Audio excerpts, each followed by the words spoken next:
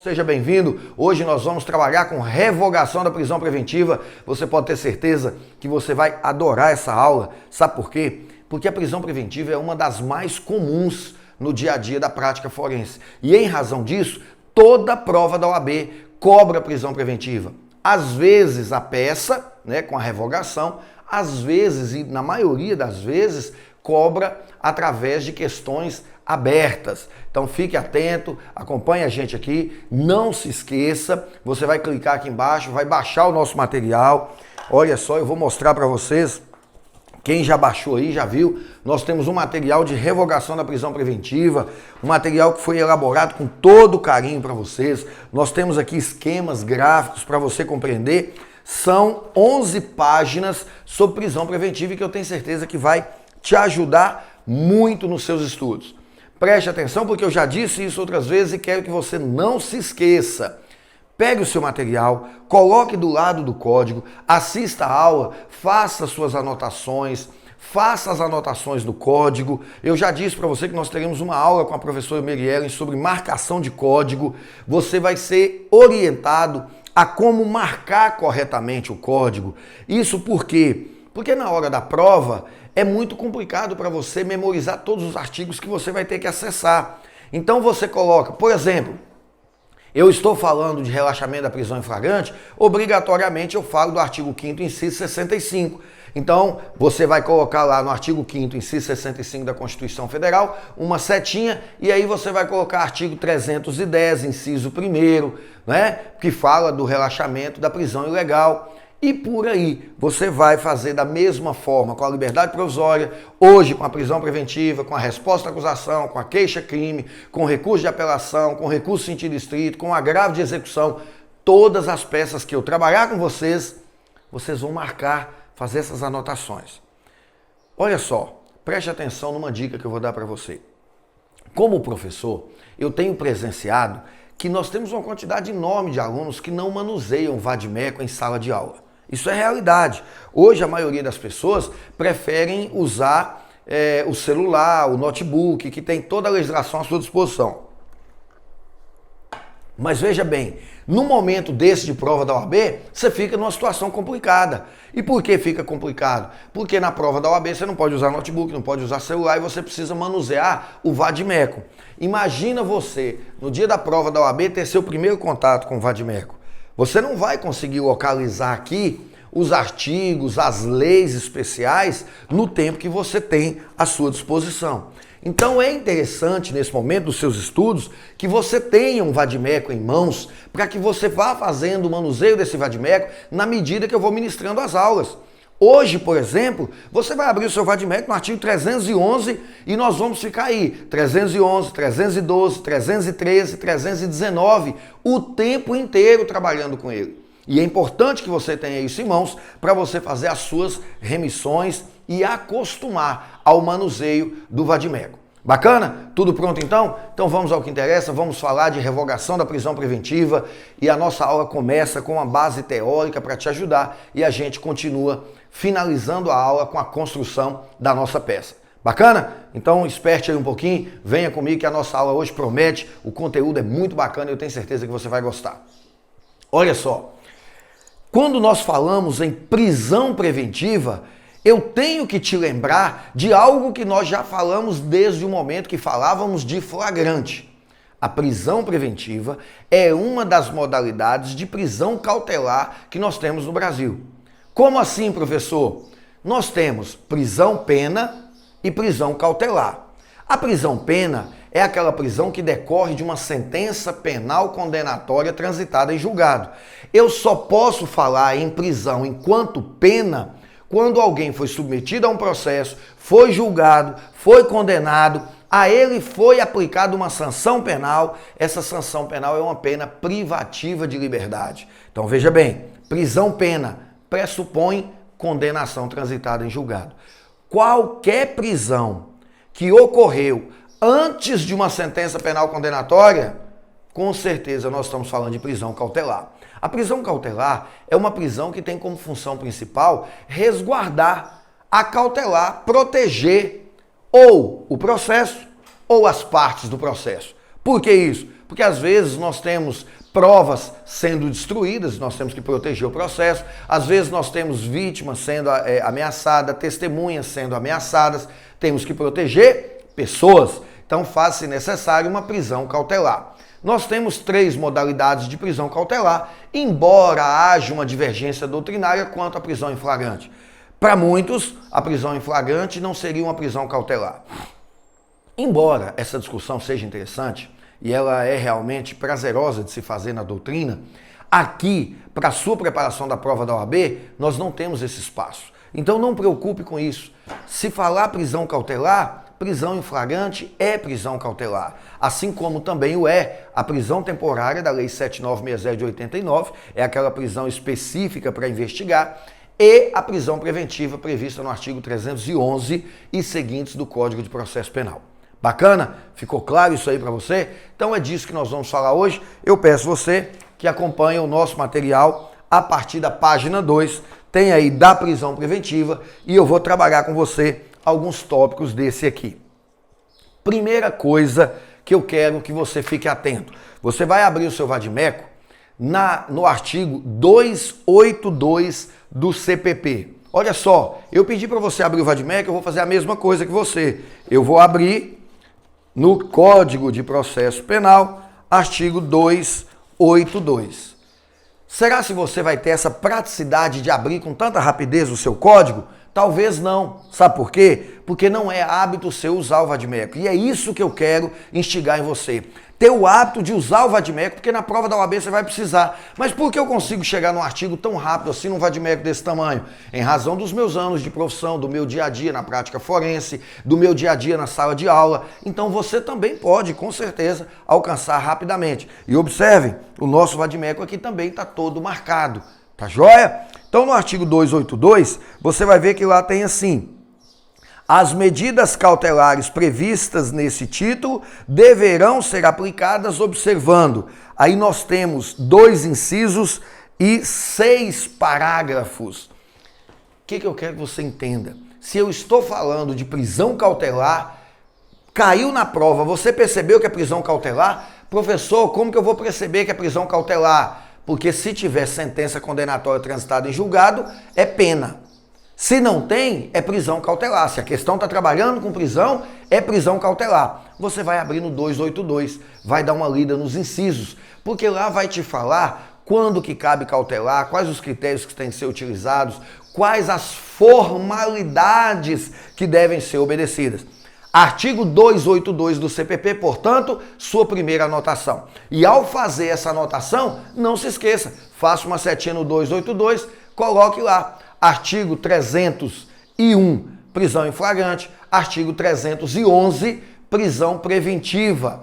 Por quê? Porque se você está falando de medida cautelar, possivelmente você vai falar de prisão em flagrante, prisão preventiva, medidas cautelares diversas lá no artigo 319. Bacana? Vamos com calma, nós estamos apenas começando. E o primeiro detalhe da aula de hoje que eu quero que você acompanhe comigo é: se a prisão é cautelar, se ela tem a função de resguardar, assim como toda medida cautelar, ela não enfrenta mérito. Nós não estamos discutindo aqui se o réu foi condenado, se ele é culpado, se ele é inocente, se ele vai ficar preso. Isso não vem ao caso. O que nós estamos discutindo aqui é a necessidade de manter presa uma pessoa que está respondendo o processo. Portanto, uma medida cautelar. Essa prisão, existem outras medidas cautelares. Existe a busca e apreensão, existe a prisão domiciliar, existe a restrição de direitos, como, por exemplo, o recolhimento da arma, a suspensão do porte, o recolhimento da carteira de motorista. Toda e qualquer medida que cerceia direitos do cidadão antes de ele receber uma sentença condenatória é uma medida cautelar. Preste atenção, se é medida cautelar, nós temos 2 na área penal, cuidado com isso, na área penal nós temos 2 pressupostos que devem ser observados e entendê-los é fundamental para que você entenda a prisão preventiva. De novo, esses 2 pressupostos de toda e qualquer medida cautelar é fundamental para você entender prisão preventiva. Vamos a eles então. O primeiro, Fumus comice delicti. Observe, fumus comice delicti. Eu não estou falando de fumus boniuris. Fumus boniuris, fumaça do bom direito, isso é lá no processo civil. Muito raramente usamos isso aqui no processo penal, tá? Nós estamos falando aqui de fumus comice delicti. Fumaça do cometimento de um crime, fumaça da prática de um delito. Isso aqui pode ser entendido por você de outra forma, como materialidade mais indícios suficientes de autoria. O que eu costumo brincar em sala de aula, matiza. Toda medida cautelar tem que ter matiza, toda prisão preventiva tem que ser demonstrada a matiza. Materialidade, o crime existiu. Indícios suficientes de autoria. Há indícios que o nosso cliente praticou esse crime. Eu estou, portanto, diante da fumaça do cometimento de um crime. A fumaça são os indícios suficientes de autoria. Então, observem, para você... para que o promotor, para que o delegado possa pleitear e para que o juiz possa decretar a prisão preventiva de alguém, há que se observar, naquele caso concreto, se nós temos a fumaça do cometimento de um crime. Há que se provar se nós temos indícios suficientes de autoria. Mas aí entra um outro pressuposto muito importante para nós entendermos, que é periculum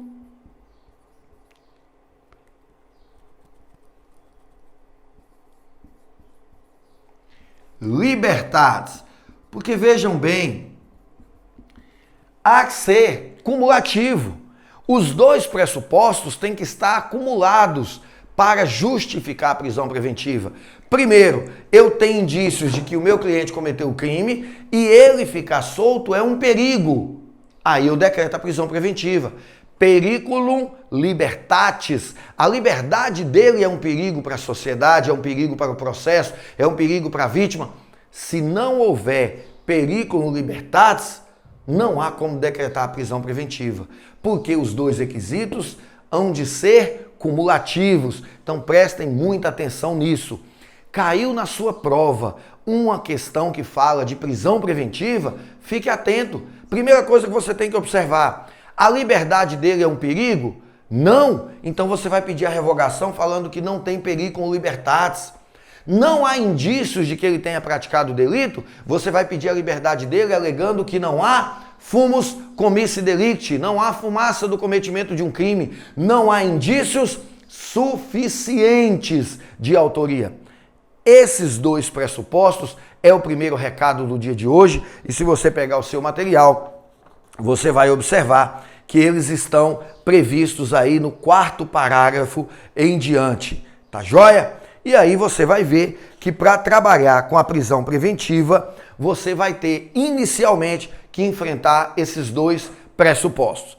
Mas aí a gente avança, e ao avançar, nós vamos trabalhar com uma outra questão. Nós temos esses pressupostos e temos outros que a doutrina chama de pressupostos normativos, ou também chamados de requisitos normativos para se decretar uma prisão preventiva. Esses estão lá no artigo 313. Aí você vai me perguntar: professor, mas a prisão preventiva não é artigo 312? É, meu amigo, é, minha amiga, é 312. Só que no artigo 312, nós vamos estudar os pressupostos fáticos. É daqui a pouco, porque esse 312, ele é muito mais extenso e muito mais importante para estudar. Eu estou começando pelo 313 para mostrar para você que para decretar uma prisão preventiva, há que se observar antes os pressupostos normativos. Quais são eles? Vamos lá. O inciso 1º fala que você só pode decretar a prisão preventiva de alguém que pratica um crime cuja pena máxima em abstrato seja maior do que 4 anos. Mas aqui um detalhe: se o réu for primário. Por que se o réu for primário? Porque se ele for reincidente, aí é outra história, a pena pode até ser menor do que 4 anos. Mas, se ele não é reincidente, não pode decretar prisão preventiva de uma pessoa que a pena do crime que ele cometeu não seja superior a 4 anos. Olha lá para você ver, acompanhe comigo, se você tiver com o seu vadimeco, eu estou lendo aqui agora no meu. Nos termos do artigo 312 desse Código, será admitida a decretação da prisão preventiva nos crimes dolosos punidos com pena privativa de liberdade máxima superior a 4 anos. Inciso 2º, se tiver sido condenado por outro crime doloso em sentença transitada em julgado, ressalvado o disposto e tal. E o inciso 3º, que fala de violência doméstica, que nós vamos falar daqui a pouco. Então, se você fizer uma junção do inciso 1º com o 2º, você vai perceber que se ele tiver condenado por outro crime, se ele for reincidente, não precisa nem que seja pena maior do que 4 anos. A lei nem fala pena. Está lá no inciso 2º, né? O reincidente. Aí não se fala em pena, você pode decretar prisão preventiva. Fique atento com isso, muito cuidado, sabe por quê? É muito importante se isso cair na sua prova. Se eu hoje fosse um examinador da OAB, eu ia adorar colocar uma questão dessa na prova, falando que a pessoa praticou um furto, é réu primário e foi decretada a prisão preventiva dele. Por quê? Porque eu queria que o candidato soubesse que não se decreta a prisão preventiva de um crime com pena de 4 anos quando o réu é primário. Já está aí a tese principal do pedido de revogação de prisão preventiva dele. Quer que eu repita? Faz com o maior prazer. Então preste atenção, distraiu aí, volte aqui, olha para cá, preste atenção. O caso, a questão trouxe para você, alguém praticou um crime, esse crime não tem pena superior a 4 anos. Professor, você pode dar um exemplo? Posso. Furto, artigo 155, 168, apropriação indébita, 334, descaminho. Todos são crimes com pena menor, ou melhor, de 1 a 4 anos. Todos esses que eu falei, de 1 a 4 anos. Ou seja, a pena não é maior do que 4 anos. Se o réu é primário, não pode ser decretada a prisão preventiva dele. Mas, para que você entenda, para que você compreenda melhor e para que você memorize, é importante que você entenda o porquê disso. Professor, eu não estou entendendo. Por que 4? Por que não poderia ser 5, não poderia ser 2, não poderia ser 3? É fácil. E aí, mais uma dica. Você vai pegar aí o seu artigo 313, inciso 1º e 3º, vai fazer uma setinha e vai marcar lá assim, ó, ver artigo 44 do Código Penal. Aí você vai entender. Aí tudo vai ficar mais claro. E aí, de repente, você até assusta. Você está estudando e fala assim, caramba, eu entendi agora o porquê. Essa é a nossa missão. Eu não prometi a você. Eu vou descomplicar o processo penal para você. Por que que eu não posso decretar a prisão preventiva de uma pessoa que cometeu crime com pena menor ou igual a 4 anos e é primário? Porque se ele for condenado, ele nunca vai ficar preso. Professor, como assim? Isso mesmo que você ouviu. Se ele for condenado, ele não vai ficar preso. Preste atenção no que eu estou te dizendo. O artigo 44 do Código Penal fala que as penas não superiores a 4 anos serão convertidas, substituídas em pena restritiva de direito se o crime não foi cometido com grave ameaça ou violência à pessoa. Aí eu te pergunto, furto tem grave ameaça ou violência? Não. Apropriação indébita tem grave ameaça ou violência? Não. Descaminho tem grave ameaça ou violência? Não. O que significa dizer, uma pessoa condenada por um crime desse nunca vai ficar preso. A pena vai ser substituída por restritiva de direito. E aí eu te pergunto, é proporcional eu deixar uma pessoa presa enquanto a seu favor milita a presunção de inocência e depois que ele for condenado, aí eu solto? Percebe a inversão? Acompanhou comigo? Percebeu essa inversão? Se fosse possível decretar a prisão preventiva desse cidadão, nós teríamos a péssima ironia de que ele ia ficar preso enquanto a seu favor tinha a presunção de inocência e depois de condenado ficaria solto.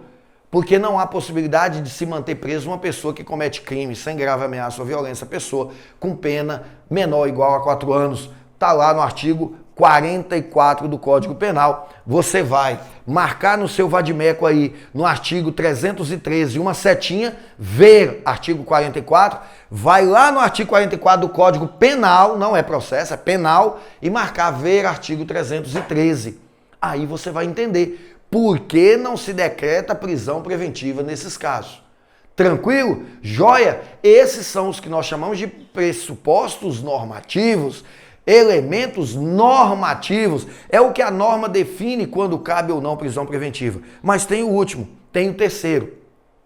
O terceiro, o inciso terceiro do artigo 313, nos traz lá a possibilidade de decretar prisão preventiva para resguardar o cumprimento de medida cautelar oriunda das medidas protetivas da Lei 11.340 de 2006, ou seja, Lei Maria da Penha. Olha o que fala o artigo 313 nesse inciso. Se o crime envolver violência doméstica e familiar contra a mulher, criança, adolescente, idoso, enfermo ou pessoa com deficiência, para garantir a execução das medidas protetivas de urgência. Ou seja, o juiz determinou a medida protetiva de urgência. Preste atenção nisso, que isso é importante também. Imagine que o marido está ameaçando a mulher. Essa ameaça, logicamente, a pena é menor do que 4 anos. Eu poderia pensar que não cabe prisão preventiva.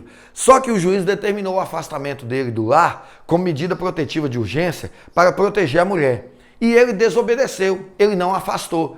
Aí vai decretar a preventiva. E você poderia me perguntar, mas decretou a preventiva, professor, para um crime com pena menor do que 4 anos? Sim, mas essa hipótese aqui é do inciso terceiro. Eu vou decretar para garantir o cumprimento das medidas protetivas.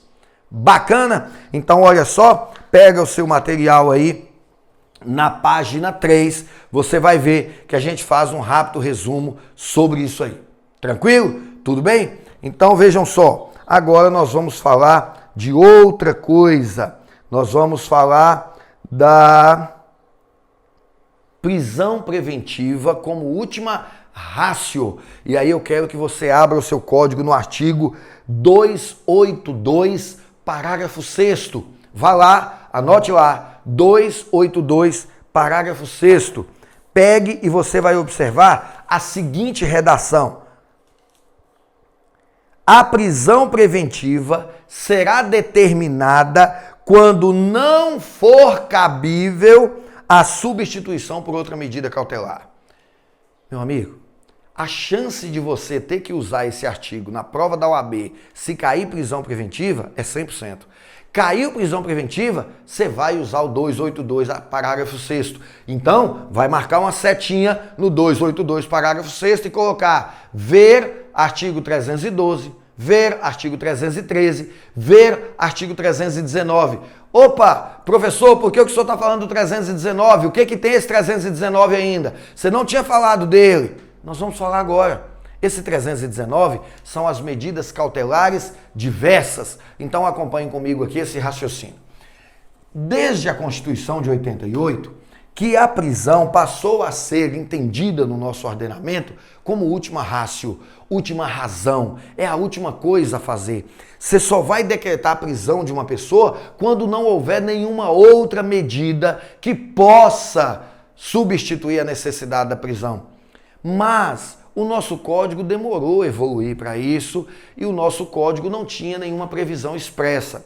Até que em 2011, acreditem, 23 anos depois, em 2011, o nosso ordenamento jurídico estabeleceu a seguinte situação. Artigo 319, medidas cautelares diversas da prisão. Esse artigo 319, você verá que ele tem 9 incisos. 1, 2, até o 9. São 9 medidas cautelares diversas da prisão preventiva. Observem, medida cautelar. Se é cautelar, tem que ter fumus comissis delicti, periculum libertatis, tem que obedecer o artigo 282 do Código de Processo Penal. Mas veja bem o que eu quero que você fique atento agora. fique atento que essas medidas cautelares diversas da prisão, elas devem ser entendidas da seguinte forma. O artigo 282, parágrafo 6º, diz que a prisão preventiva só poderá ser decretada quando uma dessas medidas cautelares não for o suficiente para se alcançar o objetivo que se tinha e substituir a prisão. Professor, ficou complicado, eu não entendi, eu estou cansado. Entendi. Presta atenção aqui agora. Vem cá. Você distraiu aí? Sabe o que significa isso? Significa o seguinte. Imagine que nós temos um réu que está ameaçando uma testemunha. Ele está ameaçando a testemunha. E por isso, se você analisar, é possível prendê-lo com base nos requisitos do artigo 312 que nós vamos estudar daqui a pouco. Mas eu te pergunto, e se o juiz, ao invés de prendê-lo preventivamente, conceder, substituir a prisão preventiva por uma medida cautelar consistente em prisão domiciliar e proibição de contato com essa referida testemunha por qualquer meio, meio eletrônico, telefone, pessoal, não importa. Essas duas medidas cautelares surtiriam o efeito que se espera de proteger a instrução do processo. E não necessariamente precisa levar o cidadão para a cadeia. Então, observem, cai uma questão semelhante a essa na sua prova, você matou a pau, é aprovação garantida. Você vai pedir para substituir a prisão preventiva por uma medida cautelar diversa. Professor, pelo amor de Deus, onde é que eu encontro isso? Calma, eu acabei de dizer para você, artigo 282, parágrafo 6º. Lá fala que a prisão preventiva só pode ser decretada quando não couber uma medida cautelar diversa. Professor, e a medida cautelar? Marca então, 282, parágrafo 6, coloca uma setinha assim, ó, ver artigo 319. Aí você corre lá no 319, lá tem 9 medidas cautelares diversas. Você vai escolher uma que você entende que pode ser aplicada ao seu cliente sem prejuízos para o processo, sem prejuízo para ele. Bacana?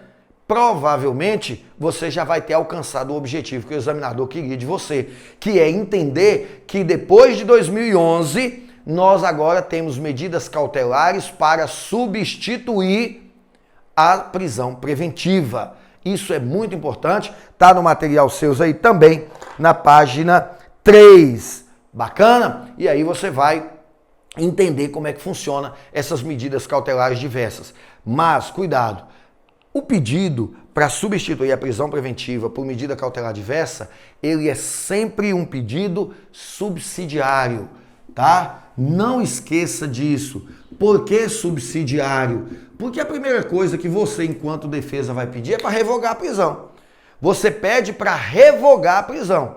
Não sendo o caso de revogar, aí você pede subsidiariamente para substituir a prisão preventiva por uma medida cautelar diversa. Bacana? Fechou? Então vamos seguir, porque agora eu tenho um outro tema, um outro assunto muito importante para falar para você e acredito que temos uma grande chance disso cair na sua prova.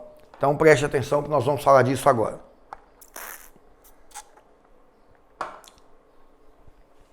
Olha só, com o advento dessa lei, que eu acabei de citar, a Lei 12.403 de 2011, que alterou as prisões cautelares no Brasil, o artigo 311 passou a ter a seguinte redação, e isso é preciso que você tome muito cuidado.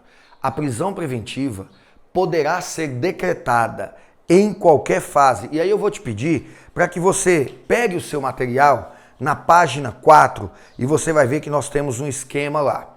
A prisão preventiva pode ser decretada em qualquer fase da investigação ou no curso da ação penal.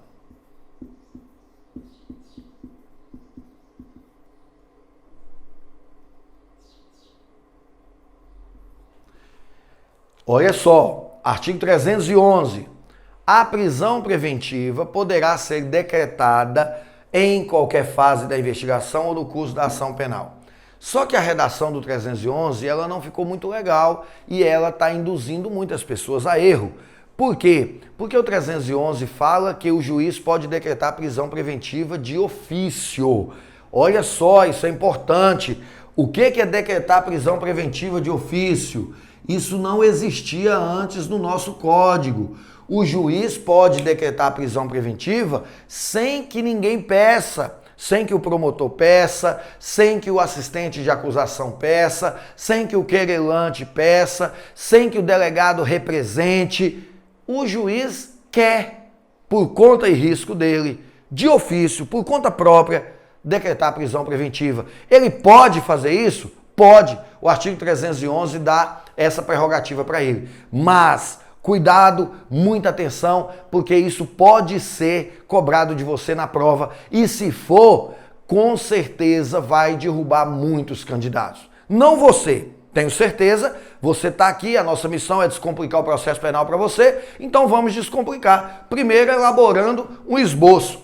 Na investigação, pode ter prisão preventiva? Pode. Na ação penal pode ter prisão preventiva? Pode. O juiz pode decretar de ofício? Pode, desde que seja na ação penal. Por que seja na ação penal? Juiz de ofício. Por que na ação penal?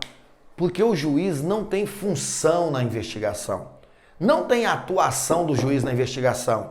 Lembram quando vocês estudaram inquérito? Inquérito é um procedimento administrativo, não é judicial. Se não é procedimento judicial, não tem participação do juiz. O juiz não pode atuar na investigação. Quem atua na investigação é o delegado de polícia, a autoridade policial e, quando muito, o Ministério Público. Por quê? Porque ele é controlador externo da polícia, ele é o titular da ação penal e ele pode, sim, requerer diligências, participar da investigação. Mas o juiz, jamais. O juiz, como o próprio nome fala, ele carrega a função de julgar. O julgamento é feito depois que começa a ação penal. E aí o 311 nos induz a erro, se não lermos com cuidado, e eu vou repetir a leitura para que você acompanhe comigo exatamente onde está o problema.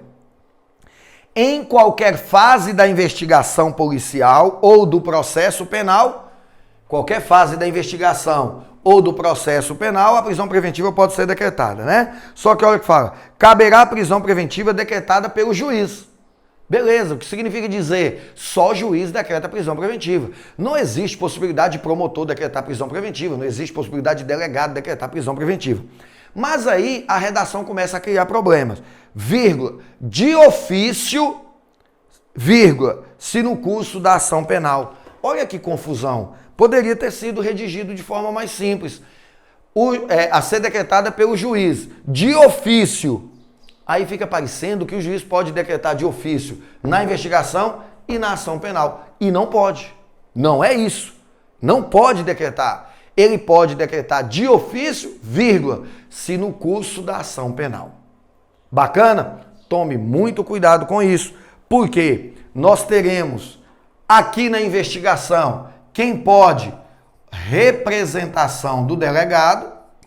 O delegado vai representar pela prisão e nós podemos, a pedido do MP. Pronto, acabou. Ô professor, mas na lei fala que o assistente de acusação também pode. Lógico, o assistente de acusação é o advogado que foi contratado pela vítima ou pela família da vítima. Inclusive, tecnicamente falando, não é correto dizer que o assistente de acusação é o advogado.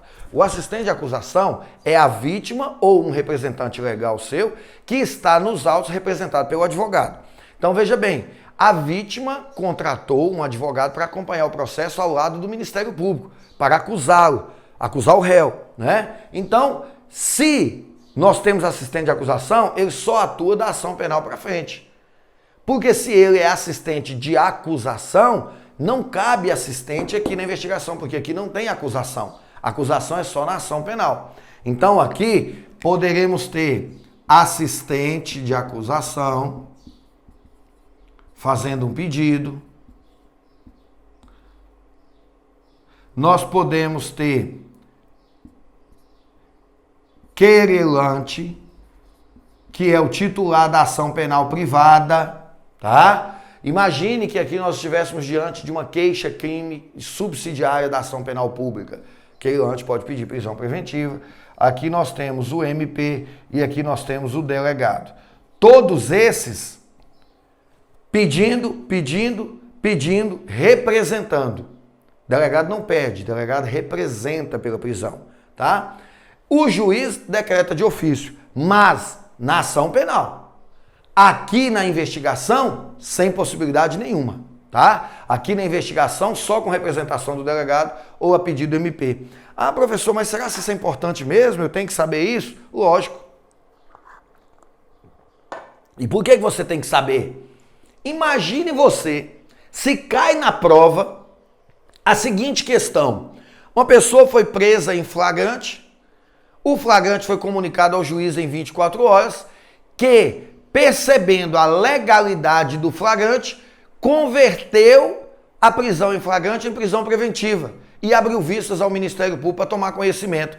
Opa! Olha só, se o flagrante é legal, eu não peço relaxamento de flagrante. Se o juiz já decidiu alguma coisa, eu não peço liberdade provisória.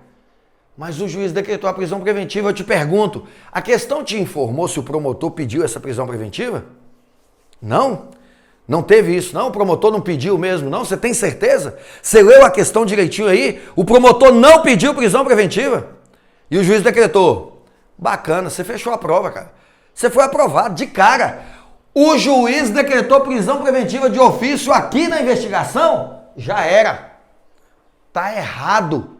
E aí daqui a pouco você vai entender que nesse caso é um pedido de relaxamento da prisão preventiva.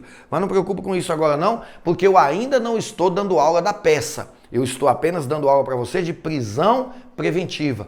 Tá errado. Juiz não pode. Ah, mas onde é que eu acho isso, professor? Facinho. Artigo 311 do Código de Processo Penal. Bacana? Então, passado isso aí, nós vamos agora falar para vocês do tão famoso artigo 312. Abra a sua doutrina, separe aí no seu material. Nós vamos falar agora do artigo 312.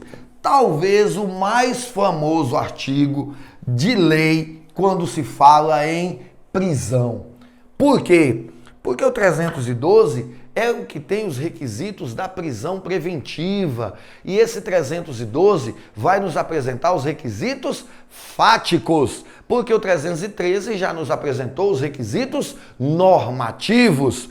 Por que requisitos fáticos? Porque agora o 312 vai falar de situações que devem ser observadas no mundo dos fatos. Então vamos lá. Artigo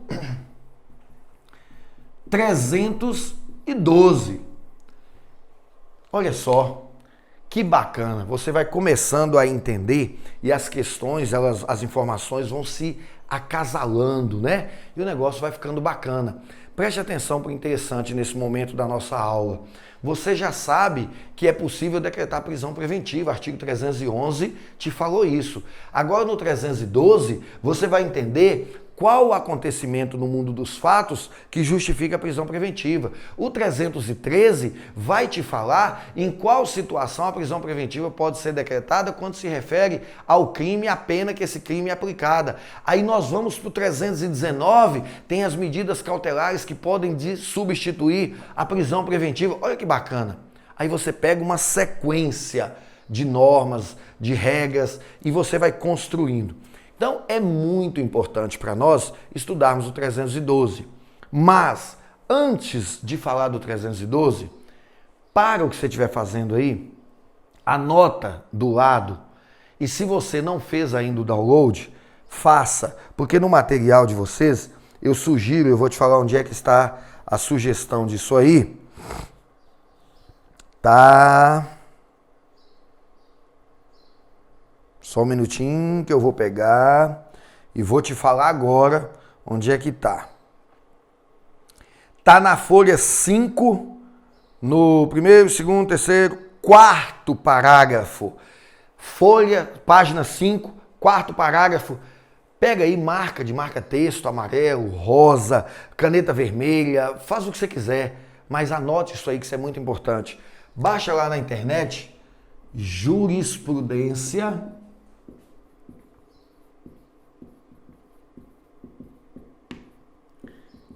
em teses, número 32 do STJ. Olha que coisa bacana, o que é isso? Eu vou explicar para você. É lógico que você não vai decorar e a OAB não vai te cobrar jurisprudência em tese número 32. Mas o que é essa jurisprudência em tese? Em 2015, aproximadamente abril, se eu não estou enganado, de 2015, de tanto julgar recurso ordinário constitucional, habeas corpus discutindo prisão preventiva, o STJ sedimentou 15 teses sobre prisão preventiva. Está lá nesse informativo número 32. São 15 posicionamentos que o STJ já sedimentou. São 15 posicionamentos que ele já adota quando se fala de prisão preventiva. É lá nesse jurisprudência em teses, por exemplo, que você vai ver que hoje é entendimento do STJ que a repercussão social do crime por si só não é causa de prender, que a repercussão midiática por si só não é justificativa para prender preventivamente alguém, a comoção social, o clamor público por si só não é causa de prender preventivamente alguém, a gravidade em abstrato do crime não é causa para se prender preventivamente alguém. O risco, prender alguém baseado no risco de fuga, esse risco tem que ser concreto e provado. Prender alguém porque ele está ameaçando testemunhas, ameaçando destruir provas, isso tem que ser provado com elementos concretos. Então você vai ter lá uma série de elementos que você pode justificar na aplicação da sua prova ao pedir, por exemplo, uma revogação de prisão preventiva. E aí, vamos entender um pouco isso, porque tem alguns desses fatos aí que são muito interessantes. O primeiro deles, que eu quero que você fique atento, é quando esse informativo traz o detalhe da reiteração delitiva. O que eu quero que você observe com isso?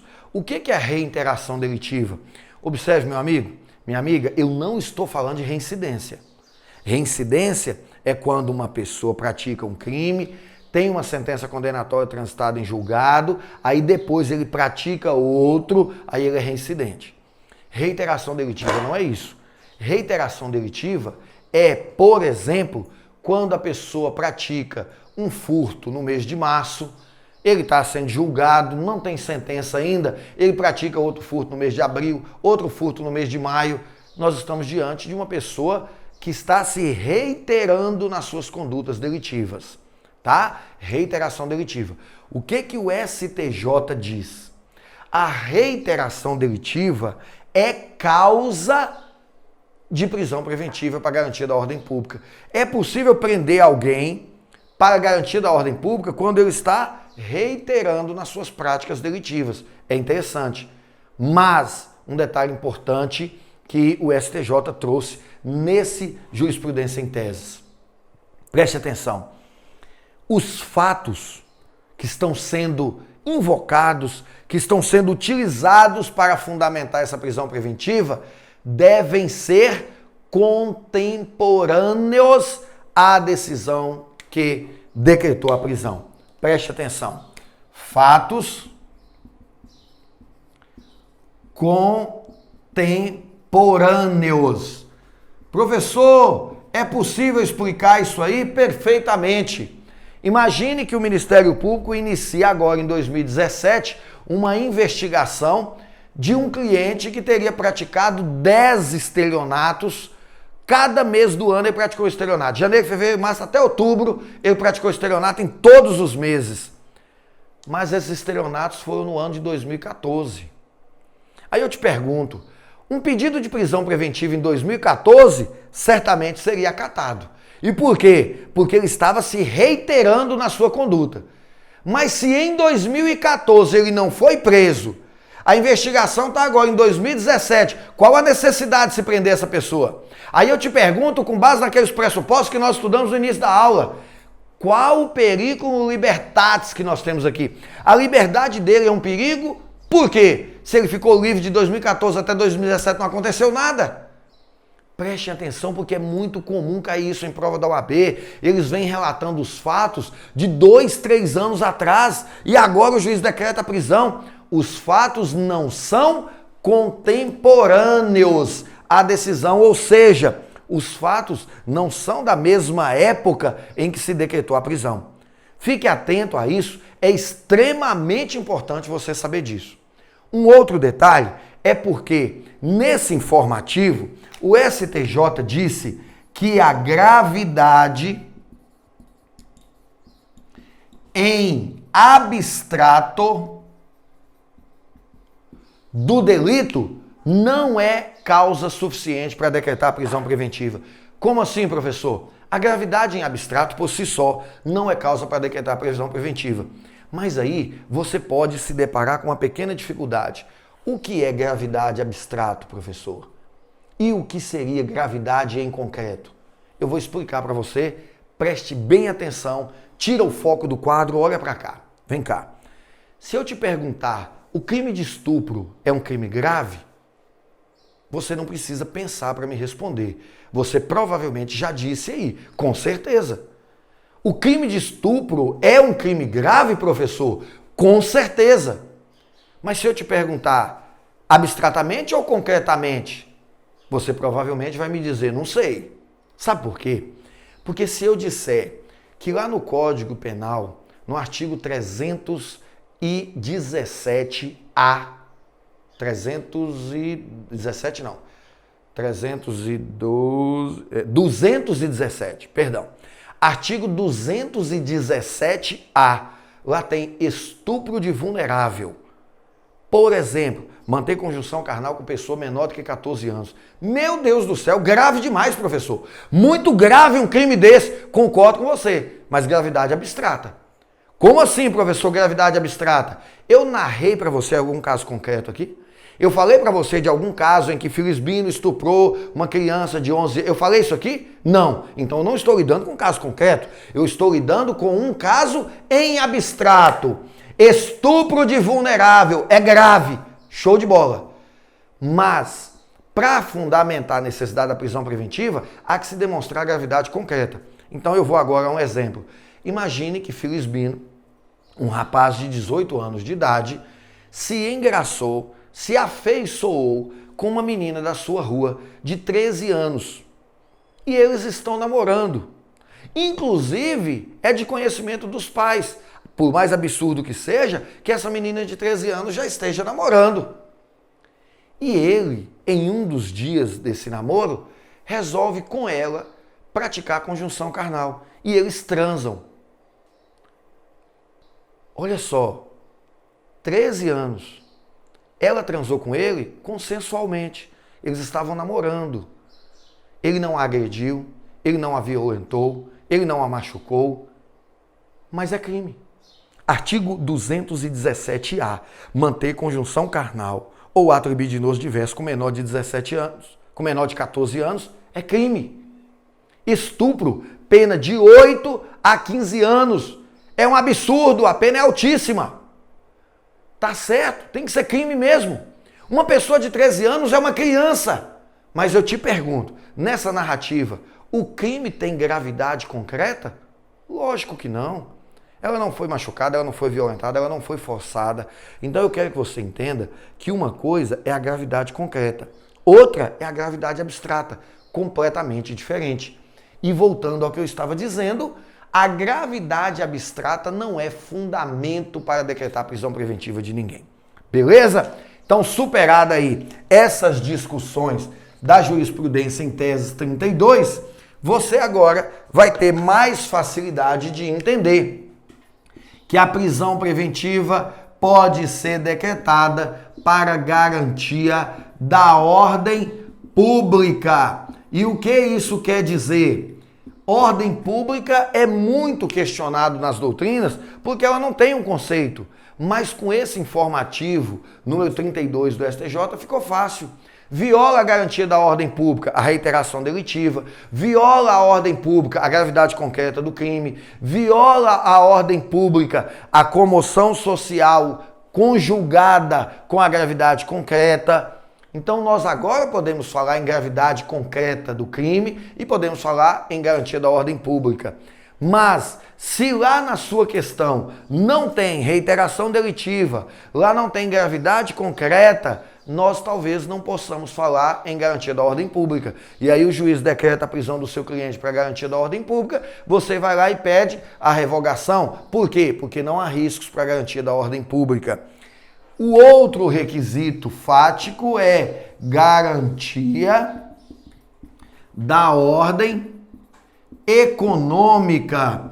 Não acredito, não tenha acontecido de esse requisito ser cobrado na sua prova da OAB, porque a garantia da ordem econômica está diretamente ligada aos crimes contra o sistema financeiro. Imagine uma pessoa que ele deve ser preso preventivamente porque ele está fazendo especulação na bolsa de valor, na taxa de cotação do dólar, e ele pode comprometer a macroeconomia do país. Muito difícil de ser cobrado de você. Eu vou destacar, porque é muito importante, as duas últimas. Conveniência da instrução processual. Como assim, professor? Instrução, instruir o processo, produzir provas, levar provas para o processo. O que significa? Eu vou prender a pessoa porque ele está ameaçando testemunha ou destruindo as provas do processo, mas exige prova idônea. O STJ tem fundamentado isso lá na sua jurisprudência em tese.